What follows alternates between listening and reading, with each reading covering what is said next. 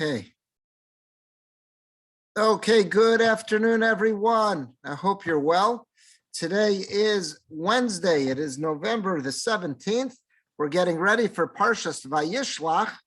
It's Rabbi Akiva Males, and I'm excited to share some Divrei Torah on the Parsha with you.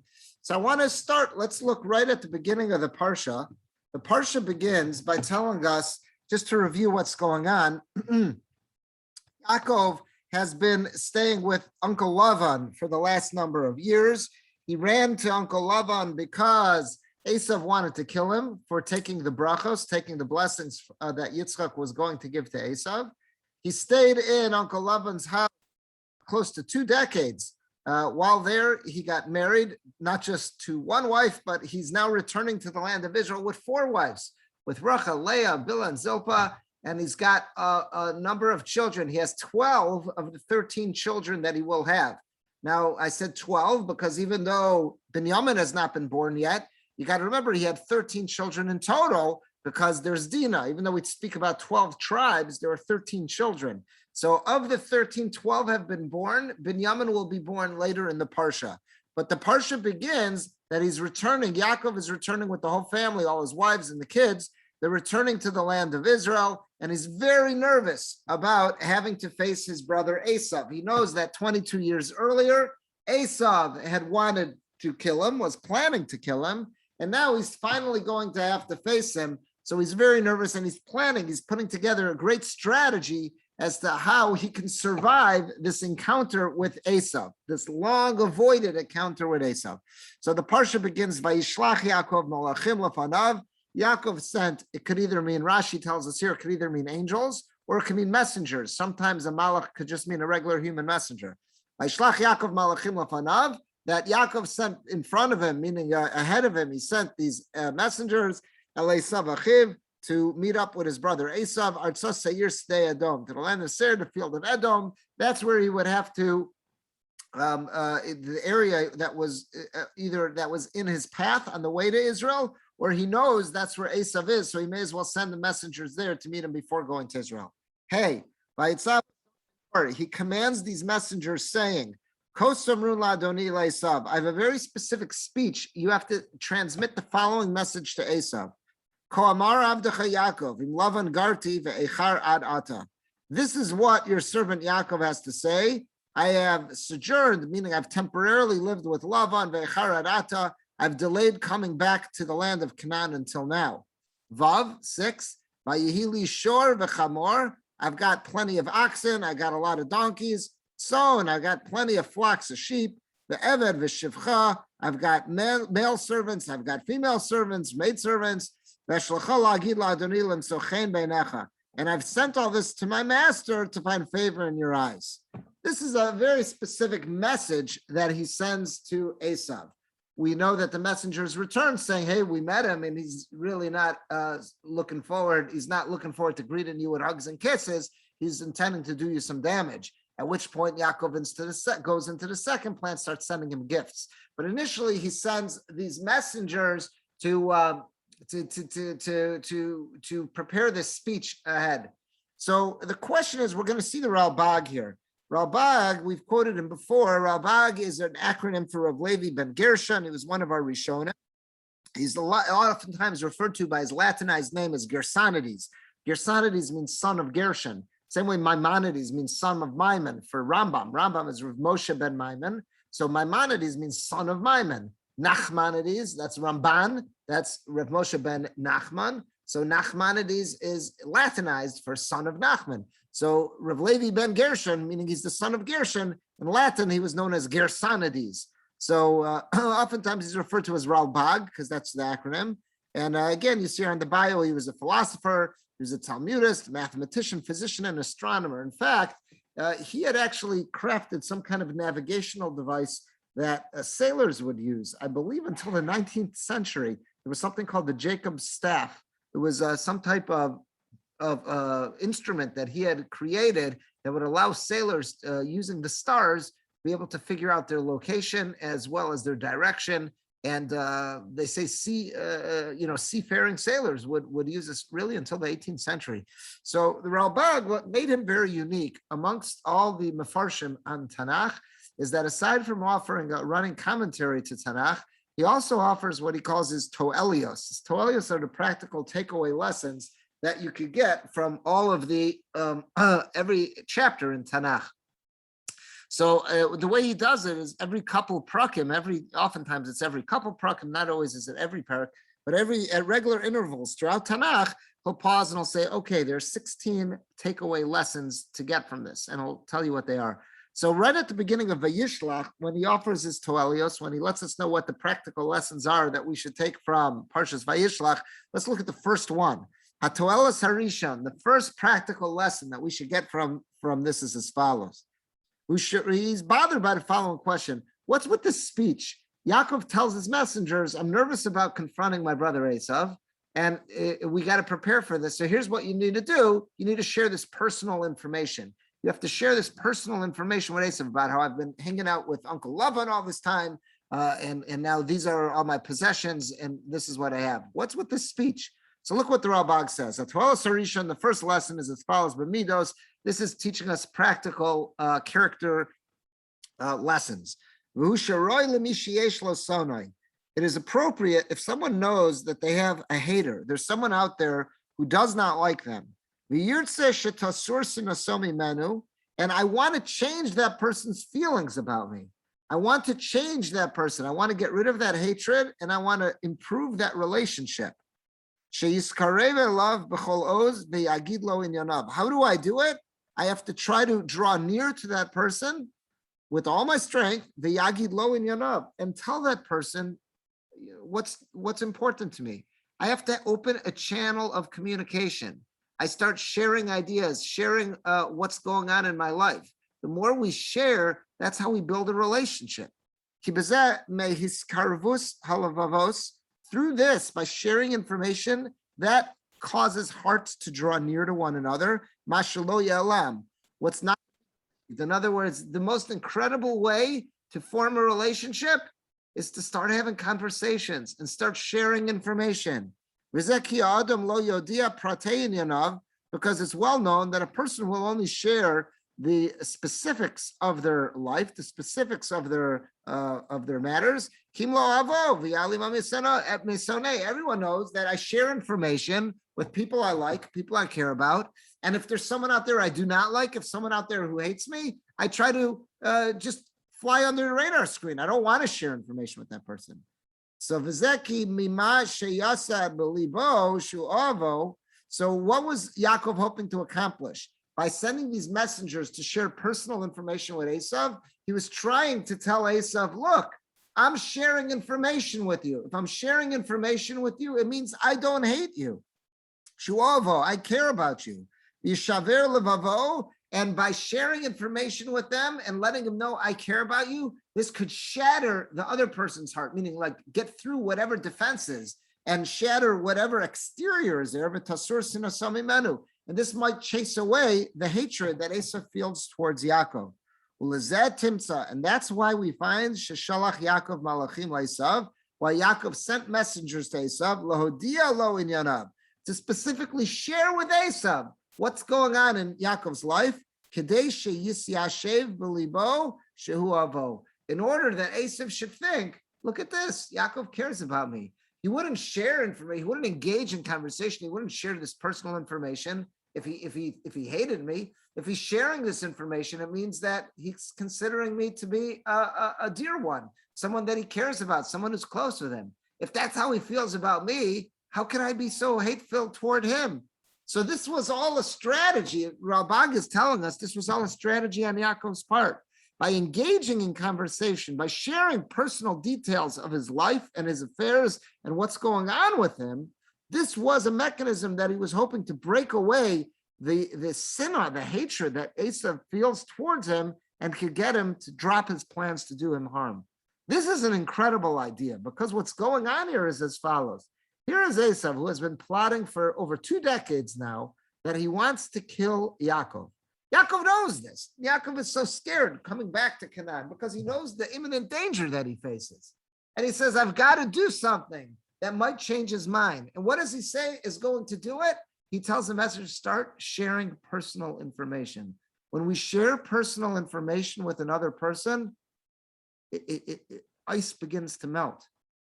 Barriers fall down and relationships could blossom. Not just with a stranger, not just with someone who, hey, I'm already friends with, but now we have an opportunity to take that friendship to another level. This is with a hater. This is with someone who hates him, has been plotting his demise for 2 decades. Nonetheless, it's inevitable. Our human reactions are such that if we start sharing information, if we actively pursue entering into a relationship with someone, it's just inevitable. It's the boomerang effect that the other person, it's going to make it harder for that person to hate me. As soon as I start sharing information, I'm more human. I'm not, I'm more relatable. And now it's going to make it so much harder for that other party to hate me.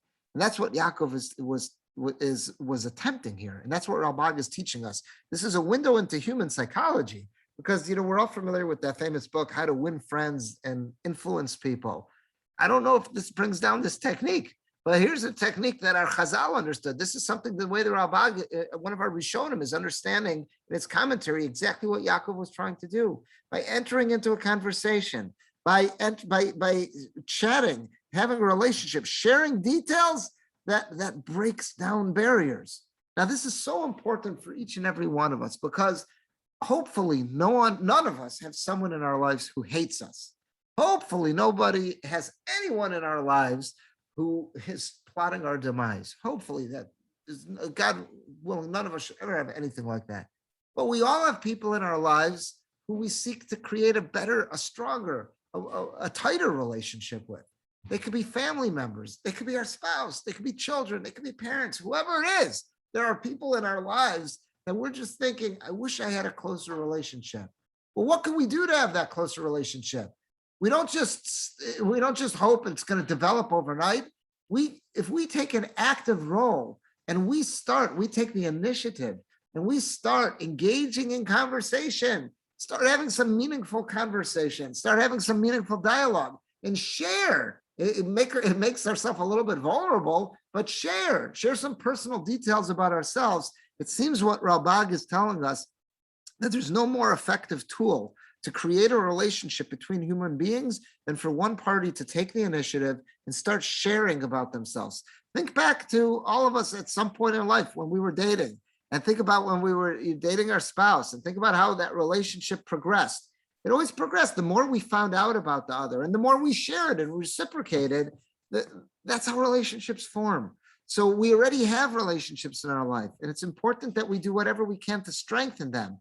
And Rabbi is telling us the number one tool to strengthen a relationship and to chase away any feelings of distaste, dislike, and to encourage feelings of love and feelings of closeness is by sharing details, what's going on in our lives, listening to the other, and be willing to share in our own. When we do that, that's how we form strong relationships, and we can increase the love.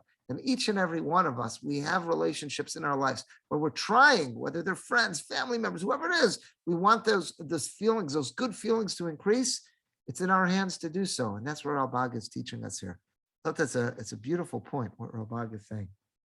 I want to share with you a second point.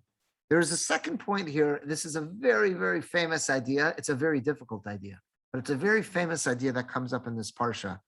Let's take a look at it together.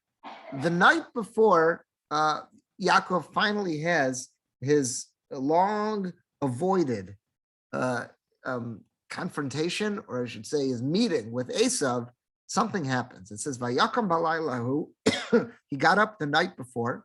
Vayikach eshtei nashav, he takes his 2 wives, veshtei shivchasav, the 2 concubines, maidservants, there was Bilhah and Zilpah, Pesachar asar yoladav, and his 11 children, Vayavor es ma'avor Yavok, and he crosses over the Yavok ford. That was a small little river. Now the pasuk clearly says here that he gets up that night. He takes his 11 children. Next pasuk Chavdalad ve'kachem, he takes them va'avirei masanachal. He crosses the stream. Va'averes asher lo, and he takes across everything that he has. Now the obvious question here, and we're going to see Rashi. Rashi's going to quote a midrash. And this is famously quoted. The obvious question here is that how many children does Yaakov have at this time? Right, he only has 11 sons, 11 of his 12 sons, but he has 12 children. Because remember, was blessed with 12 boys and one girl. There's Dinah. So if you say right now that he gets up at night and he takes his 11 children. Okay, that makes sense if all we're looking at is his sons. He has 11 sons, but he has 12 children. He has Dinah. So this pasuk seems to ignore Dinah. Where was Dinah? So Rashi's quoting the Medrash, and Rashi says, "Vesachar asari ladam." He gets up that night and he takes his 11 children. V'Dina heichanaisa. Where was Dinah? What happened to her? It should have been that he took his 12 children, including Dinah. When you say 11, you're referring to his 11 boys. What about Dinah? So it says, Nasna b'teva.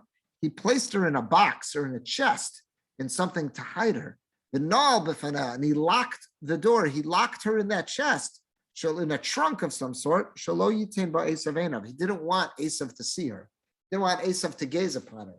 He knows tomorrow he's going to meet up with this brother Esav. Esav is a no goodnik, and he does not want Esav to see his daughter and to covet her and kind of demand, okay, I'm willing to let you go on the condition that you give me her as a wife. Ulakach ne'anash Yaakov. This is a very difficult Rashi to understand. Because Yaakov hid Dinah from Esav, ulakach ne'anash Yaakov, Yaakov was punished. Shemana me'achiv, that he held her back. He held back the possibility that Dinah could have married Esav. Shema tachasirena lamutav. Maybe if she had married Esav, maybe Dinah could have been successful in getting through to Esav, and maybe she could have turned him around. Maybe she could have helped him get back onto the beaten path, get back on track. But Yaakov didn't want her to do that. Yaakov said, I'm locking you in his box. I don't want Esav to see you. I don't want her to even entertain the idea of having you as a wife. Yaakov's punished for this. V'nafla biyad Shechem. And she falls into the hands of Shechem. Later in the Parsha, that's what happens, that she's abducted by Shechem. Very, very difficult Rashi to understand. But let's just get the facts down of what Rashi is quoting the Medrash telling us. The pasuk again said that Yaakov gets up the night before he finally has this showdown with Esav, and he takes his wives, all four, and his 11 children. What do you mean 11 children? He has 11 sons, but he has 12 children. Yeah, 11 sons is what he means children. So where's Dinah? He hid her in a chest. He locked her up in a trunk because he was nervous that Esav's going to see her, and Esav's going to say, "I'll let you go if he's going to demand Dinah as a wife." And Yaakov doesn't want to have that happen, so he locks her up so Esav should never see her, never know about her. But at the same token, by doing that, he cut off the potential. Dinah was a powerful personality, and maybe she could have used her power of persuasion to bring Esav over to the side of good again. But Yaakov cut off that route. So because of that, Yaakov was punished. She falls into the hands of Shechem. Now, there's a lot of questions on this, but I want to discuss with you this morning one very famous question and an idea that was proposed by Rabbi Simcha Zissel Ziv Broida. He was also known as the Alter of Kelm, the elder of the Kelm Yeshiva. He was a Talmud. He was one of the students of the great Rabbi Yisrael Salanter, and he was one of the early leaders of the Musar movement. One of his most famous students, the Alter of Kelm, one of his most famous students was Rav Nassim Tzvi Finkel, who goes on to become the Alter of Slobodka, the head of the Slobodka Yeshiva. So the Alter of Slobodka was the third generation, so to say, almost like a grandchild, you might say, of Rabbi Yisrael Salanter. But the first generation of students, amongst them was Rav Simcha Zissel. So he was known as the Alter of Kelm. He had a great yeshiva in Kelm, not to be confused with Chelm, that mythical place where all those Yiddish fools lived. Not to be confused. There really was a Kelm in Lithuania that had a very, very serious yeshiva. They were very known for their discipline and for just being an absolute mastery of their self-control, of their instincts and their personalities. They were really known for this. Anyhow, the Alter of Kelm had the following question on Rashi. Well, what did you expect Yaakov to do? How this Chazal, it's not Rashi. Rashi's quoting the Medrash. It's criticizing Yaakov, that Yaakov, you should have let Esav see your daughter because maybe she could have turned him around. Okay, that's a suffix. There's a question. Maybe she could have done that. But a parent's primary job is to protect their children. Esav has every red flag possible going up. Esav has lived a life of crime, mischief, and wrongdoing for as long as Yaakov knows him. The last 22 years, he's been plotting his demise. Yaakov is coming back to Canaan now, thinking that Esav may try to kill him. He is prepared for war. He's prepared for every option of what might occur. Esav is no Boy Scout. What would any parent want to do in these circumstances? Their primary obligation is to protect their children. What did Yaakov do wrong? Yeah, maybe she could have done that. That's a far out concern, a far out hope. But the primary concern is there is danger here. And when there's danger, you protect your children. What did Yaakov do wrong? This is a question that many of the commentaries ask on this medrash that Rashi quotes. The Simcha Zissel of Kelm, he had the following suggested answer. He said, you're right. Yaakov did exactly what he was supposed to do. What every good parent should do is to protect their child. Absolutely nothing wrong with that. But while he's doing that, you know what he should have done? He should have given a krechts. He should have said, Oy, Nebuch, I wish I could. I really wish that I could pair her up with Esav. Maybe she could, save him. But my primary obligation as a parent is to look out for her and keep her safe and sound. I've got to lock her. I've got to keep her away from Esav. That's what his attitude should have been. His attitude, he did the right thing by keeping her away. But he should have felt, oy, chaval, that I've got to do this. I feel bad that I feel bad about this. I wish it didn't have to be this way. That's what his attitude should have been. And for a tzaddik, someone as great as Yaakov, he was held accountable for this. We would never be held to that same degree. However, there's a lesson in there for each and every one of us. Every now and then, we've got to do something. I see someone who's a little bit dangerous. I don't know. It could be a homeless person and he's approaching the car. I've got to roll up the window. It's just not safe to have him come too close. I don't know if he's mentally stable. I don't know if he's on drugs. I don't know what's going on. I got to roll up the window. But I should feel, Nebuch, I wish I could give that person $1. I just don't feel safe doing so. That should be my attitude. I feel bad. I had to do this. This is what I have to do. I just wish it didn't have to be this way. That's what our attitude should be. Again, Yaakov was held accountable for a much greater degree because he was such a tzaddik and it was expected that he would be so much more sensitive. But all of us, there's a lesson in there for all of us, is that sometimes we have to take a hard approach. We have to take a hard line. And sometimes we've got to protect ourselves, protect those we care about. Sometimes we have to stand up for a position. Whatever it is, we've got to do the right thing, but we still need to express, even if it's just mentally, some sensitivity. I feel bad that someone else was hurt in this process. So it's like living with this dichotomy. You know what that's like? That's like, again, there's this debate, ongoing debate that people will have, until the end of time about was dropping the A-bomb on Japan to end World War II, was that the right thing or was it the wrong thing? And I think most of us will agree, and anyone who studied history should agree that at that time, it was the right thing to do. It brought an end to this war. And if the war would have continued and if it would have involved an invasion of the mainland of Japan, far more lives would have been lost. That's all true. But at the same token, our attitude probably should be, Nebuch, I wish it didn't have to come to this. No happiness. No one should feel pride. Yay, we just dropped an A-bomb on a city and thousands of people died. The attitude should be, it was what had to be done. It saved more lives in the long run. But Nebuch, I feel terrible that this is what had to happen. I feel terrible for the lives that were lost. That's what the attitude should be. And we're sophisticated enough as human beings to balance those emotions. Just because taking a course of action is the right thing to do doesn't preclude me from having to have a certain attitude of saying, Nebuch, I feel bad for the people who were hurt in the process. And that's what we're learning from. That's what we're learning from Yaakov here.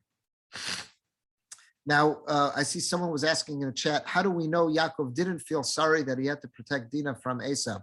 That's exactly what Rav Simcha Zissel is answering. Rav Simcha Zissel is saying, we've got to find, how can we criticize Yaakov?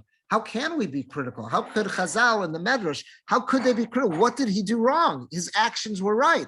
If we have to find something he did wrong, this must be it. That's what Rav Simcha Zissel was saying. Rav Simcha Zissel was saying, there's got to be something he did wrong, but his actions all seem to be right. He was protecting his child. The only thing we could come up is that the fact that it should have bothered him. He should have given a krechts. That was the way he should have, as he was, I believe in Yiddish, the way he would say it is, as he was putting the nails into that chest, nailing it shut, he should have let out a krechts. That was the way he said it. All right, I want to share with you an incredible commentary on this Rashi. Rashi, we just said, was quoting this medrash that said Yaakov was held accountable because he did not want to share Dinah with Esav. Well, Dinah's not the first person in the annals of Jewish history who did not want to go to Esav. Let's first, before we see this commentary of the Nachlas Yaakov, let's first look at the next source on the page. It's in last week's Parsha. In Parshas Vayishlach, when Yaakov immediately meets Rachel, we're told that Rachel was a beautiful young lady, and we're told that her sister Leah, she had some eyes that were, something was a little wrong with them. The pasuk says, "Ve'enei Leah rakos."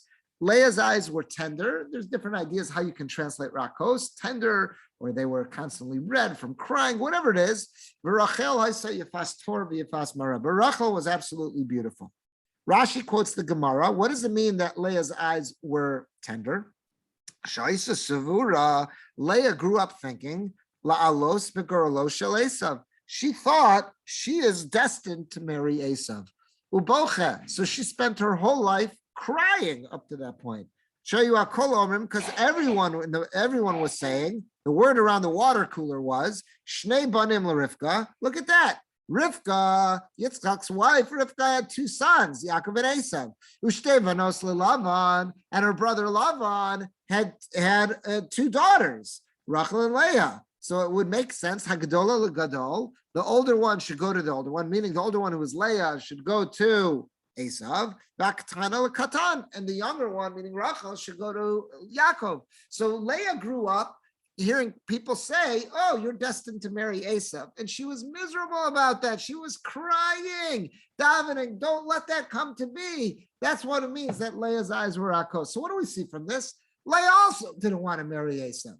How could Chazal in that medrash have a complaint on Yaakov that Yaakov was not eager to have Dinah marry Esav? Leah, Dinah's mom, also grew up crying her heart out that she didn't want to be with Esav. So why does it seem that Dinah is not held accountable for trying to avoid Esav, yet Yaakov is held accountable for trying to keep Dinah away from Esav? Now, Rav Simcha Zissel could answer and say, well, maybe Leah felt bad about it. Maybe Leah cried she didn't want to be with Esav, but she said, Nebuch, I feel bad it's come to that. Maybe that's what Rav Simcha Zissel would answer. Let's see what a different commentary on Rashi says. This is a commentary called the Nachlas Yaakov. So let's see what he says. He's bothered by this question. V'kasha, Leah. Why is the fact that Yaakov wanted to keep Dinah away from Esav, and he's held accountable, he's criticized for that, why is that any different than Leah? Shahayu Maisa Esav Sonin Beina. The actions, the conduct of Esav were known and were hated by Leah. V'kasav Maskira L'Shevach. And the Torah only speaks about it for good. The Torah never mentions Velona and Asha. She was never punished. Leah, we're told, the Chazal understands she was always crying. She didn't want to end up with Esav. She wanted to avoid Esav. And nowhere do we see that she's faulted for having such an attitude. No one says, why, Leah? You should be held accountable because had you only married Esav, maybe you could have brought him around to good. So why is Yaakov held accountable? So this is the Nachlas Yaakov's question. Again, Rav Simcha Zissel's approach would be perhaps to say, well, at least Leah, it bothered her. Maybe she gave a krechts. Yaakov didn't give a krechts. Maybe that's what Rav Simcha Zissel would say. But the Nachlas Yaakov wants to give a different answer. So again, but his question is that we find Chazal critical of Yaakov for trying to keep Dinah away from Esav, yet we never find any criticism to Leah for wanting to keep herself away from Esav. And we don't see, if only you would have been with Esav, maybe you could have brought him around. So what's the difference? So look what he says here. Yesh Lomar, here's his suggestion. The Shani Leah. Leah's acts or Leah's attitude of trying to avoid being with Esav is different. And that was justified. Lafisha Ba'oso Azman, because that was younger. That was a younger point in Esav's career when Leah was a girl growing up. Hayarasha Gamor. Maybe at that point in Esav's career, he was nuts. He was this wild maniac Russia. He was constantly taking more wives and he's pillaging places and capturing and taking captive wives. And he was just doing one act of brazen evilness on another. And certainly at an earlier stage, when Yaakov had to run away, it says that at the point when that Rivka realized about Esav, that he was violating all the serious cardinal sins. So at that point in Esav's career, when it was possible for Leah to end up marrying Esav, Esav was in a far darker place. So it's not realistic to say to Leah, oh, maybe you could bring him around. He was at a much worse place, and he was going nuts. So it makes sense, and no one's critical of Leah for wanting to avoid Esav. But now, decades have gone by. Esav's not the same wild maniac that he was. He's still a bad character, but he's not the same. He's not the same depths of evil. And specifically, we know that when he finally meets up with Yaakov, it says Vayishkeyu, that he kissed him, and there's dots on top of him. And there's a machlokas tanaim. Why is it dotted? One is to say, because it wasn't sincere. When he hugged and kissed Yaakov, it wasn't sincere. He really wanted to do him harm, but this was the one exception. He says, okay, this is a one-time thing. Others say, no, he really did warm up to him. Like something did work. All those efforts of Yaakov did work. He did warm up to him. So he wants to say as follows. Now that he has warmed up to Yaakov, and he did give him a kiss, and he was wholehearted, Yaakov should have realized, wow, my brother's really changed. He's at a different point in life now. Maybe all he needs to really get him over the finish line, to complete his journey back to the good side, is if he would marry my daughter Dinah. But he kept her in that locked up chest. He didn't do that. So what this Nachlas Yaakov is suggesting is that Esav, everyone in their life, they got their high points, their low points. At the time where Leah was considering who is she going to marry, Esav was running nuts. He was a maniac, and she did the perfectly right thing to avoid him like the plague. Don't end up with him. But Dinah, at this point, this is 22 years later. At this point, Esav's already he's still a nasty character, but he's not as bad. He's not acting in that bad of a character. And once Yaakov saw that he hugged and kissed him, and he's turning around, maybe this could be what will push him over the finish line. If he would marry Dinah, maybe now this would have been the perfect time, and he still didn't want her to do that. So that's how this Nachlas Yaakov wants to say there's a difference between Leah avoiding Esav and when Yaakov wanted to keep Dinah away from Esav. Interesting idea. I want to share with you one last idea, which is so related to this. So what happens when they finally meet up? So the pasuk says, this is in Perek Lamed Gimel in 33. I just want to make sure I had the right Perek number. Yeah, Perek Lamed Gimel in 33. The pasuk says as follows: Vayisa Yaakov Einav. Yaakov, I'm on the last page here. Now I'm sorry, page 3, not the last page, page 3. Vayisa Yaakov Einav Vayar. Yaakov lifts his eyes up and he sees Vina Esav is marching towards him. The Imo Arba Meos Ish, and he's got 400 warriors with him. And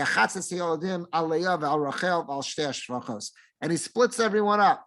Leah with her kids, and Rachel with her kids, and the maidservants.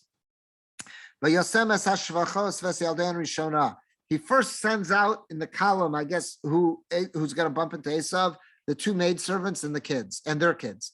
That's Leah v'Yiladei Achronim, and behind her is Leah and her kids. That's Rachel, that's Yosef Achronim, and Rachel and Yosef, they're last. Obviously, the ones he cares the most about, he loves all of his wives and all of his children, but the ones that are closest to his hearts, that's what he's keeping closest to his chest.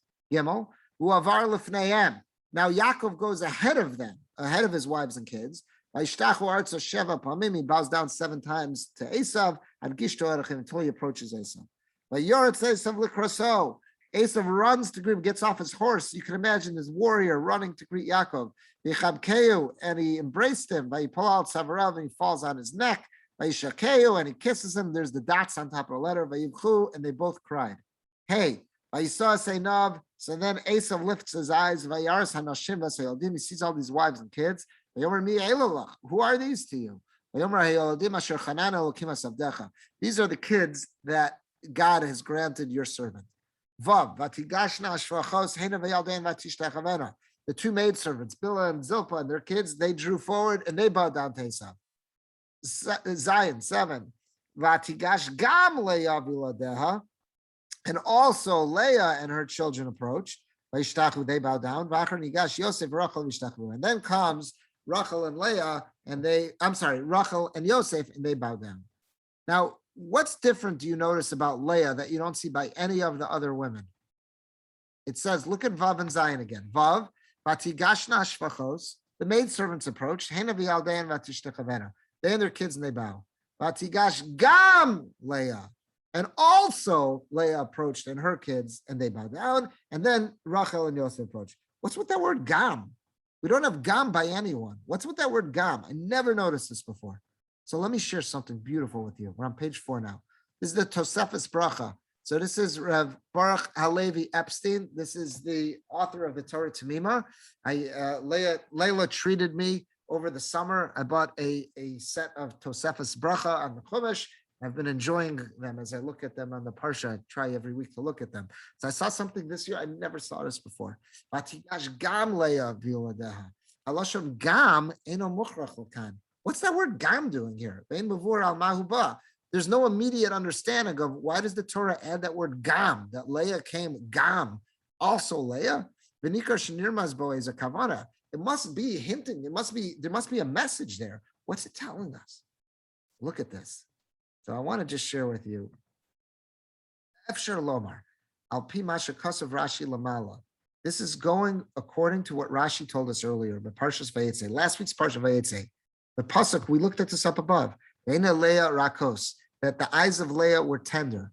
Shahayu Akol Omrim, because everyone was saying about Leah, Shnei Banim LeRivka. Rivka had 2 boys, Yaakov and Esau. Shtei Banos LeLavan, and Lavan had 2 daughters. He had Rachel and Leah. Batiena Hagdola Legadol. The older girl should marry the older boy, meaning Leah should marry Esav. Baktana Katan, and the younger girl should marry the younger boy, Rachel Yaakov. And we got the shidduch all figured out. That's what everyone was saying. Leah, and Leah was always crying her heart out about this. Ad Shekoena, until her eyes were weakened and they became tender. The last thing Leah wanted was to have to be Esav's wife. So he says, Vinea Svara Nosenes. So what does the logic tell us? Shekivan Shayu Hakol Medabran Kain. If this is what everyone, Rashi quoted the Gemara, that everyone was saying this, this was the word around the water cooler, all the gossip, all the tabloids, all the blogs, everyone was saying this, is that Rachel's supposed to marry Yaakov and Leah is supposed to marry Esav. If that's what everyone is, the rumor mongers are saying, Esav heard this rumor too growing up. He knew he's got this cousin out there who he's supposed to marry. So now Yaakov is nervous. Now that Esav finally meets Leah, and he sees that Yaakov has had children with her, Yaharog Osam, he will kill them. That's going to set Esav off. He's going to be like the Tasmanian devil. That's what's going to set him up. When he says, that's Leah, and she's got kids with you, that's going to set him off. Al Shegazal Yaakov Osami Menu. Because it's going to say, Yaakov, you slime ball. First you took my birthright, then you took my blessings, and now you married my girl. That was the one that everyone was saying I'm supposed to have. And this is exactly the words of the pasuk are beautiful. Shomer Yaakov b'tfilah. So look what Yaakov said when he dived into Hashem in the beginning of this week's parsha, and I have the pasuk right there beneath it. Lamal b'tchilas parsha, the beginning of parsha. Pen yavo, that Yaakov's so worried. He says, look at the pasuk. I have it below. It says, Hatzileni no miyad echi miyad Esav. It says, God, please save me from the hands of my brother, from the hands of Esav. Ki yarei anochi, I am so scared also of him. Pen yavo, maybe he will come. V'ikani aim al banim, and he will strike mother and children. He didn't say mothers. He didn't say he's going to come and kill all my wives and all my kids. It's lashon yachid. It's one. So he says, let's look back at the Tosefes Bracha. So now it fits like a glove what Yaakov said in his tefillah. Maybe Esav will come and knock off a mother and her children. Vayilo imahos. Yaakov should have said plural. He's going to come and kill all the mothers and the children. Akivan beyichud leleah ulevaneh. When Yaakov said that prayer of Pen Yavo Vikani Ema Banim, he was specific about Leah and Leah's kids. Why? Because again, he said that's going to trigger Esav. As soon as he says, okay, who's everyone here? Oh, that's Leah? That's the girl. That was the one that was supposed to be mine. And Yaakov, you stole her from me. And you had those kids? He's going to go nuts. That's going to trigger him. He's going to kill Emal Banim. So Yaakov was scared. The last thing he wanted to do was to present. He's presenting all of his wives and all of his kids to Esav. The last thing he wanted to do was introduce, this is Leah and the kids. But now, once Esav hugged and kissed him, and now he's acting friendly to him, like the Psukim just said, now he's no longer worried about him meeting Leah. And now Leah and the kids also come out to bow down to Esav.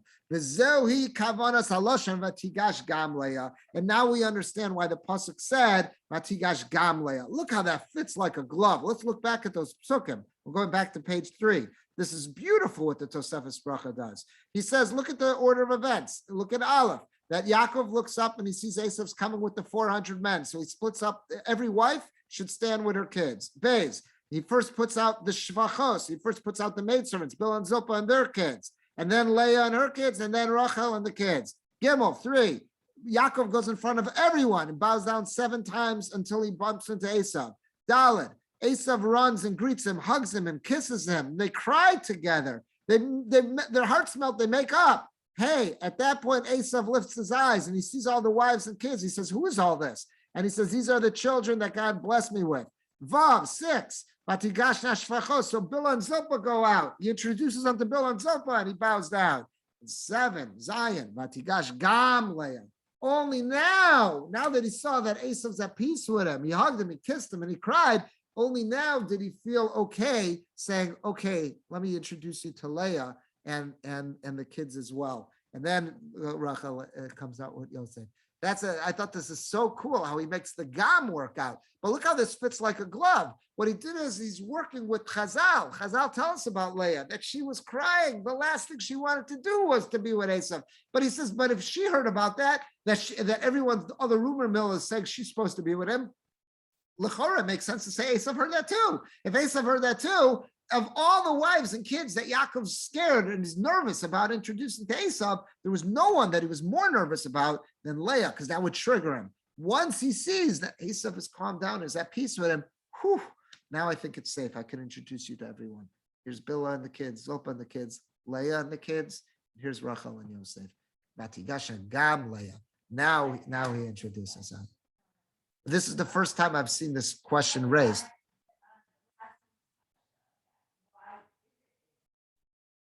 It's in this week's Parsha. It's this week's Parsha. It says, Pen Yavov Hikani Emal Banim. So I think most would say mother and child. Mother and child is talking about all the mothers and all the children.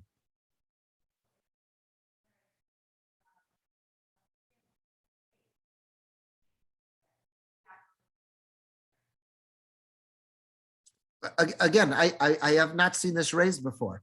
And I think the way everyone would learn this was Aim al Banim, which is in this week's Parsha, not last week's. It's the beginning of this week's Parsha. I think everyone reads it, Aim al Banim. The same way I'll say, if I'm talking about a flock of geese, I'll say, yeah, that's a flock. That's talking about the whole flock. I'll say that. So here when he says Aim al Banim, I always understood that means, yeah, I'm nervous he's going to kill mother and child. That means all the mothers and all the children. So now what the Tosefes Bracha is doing is saying, no, Emal Banim, he was specifically nervous about the power that Leah had to trigger Esav like nobody else. I thought that was incredible. It's a beautiful point. But it also, if this is all true, which again, it sounds beautiful, but it's all true, is this also lends a little bit more dimension to and fills in some of the blanks in the story of Yaakov, Esav, and the wives and what's going on here. This adds a beautiful dimension to it. And also adds a little bit something about the relationship that Yaakov and Leah had. is because it's very hard in the Torah to know what was that relationship with Yaakov and Leah. It's not spelled out very clear, but this might add a little bit more flesh to it, a little bit more dimension to it. Is that, yeah, all our Chazal say Yaakov loved Leah. He loved Rachel, he loved Leah, but he loved Rachel a little bit, even more than he loved Leah. But here he's saying as much as he loved Leah, he understood there was something about the relationship that he had with Leah that could potentially get Esav worked up and trigger him to go nuts like nothing else. The relationship he had with Rachel wouldn't do that. The relationship with Bill and Zilpah wouldn't do that. But he was nervous that if Esav sees me with Leah and that we had children together, that could set him off. I thought that was a beautiful shot. And now how that he fits that in to say, but Tigash Gam Leah, that all falls into place. That fits like a glove. All right, I'm gonna stop there.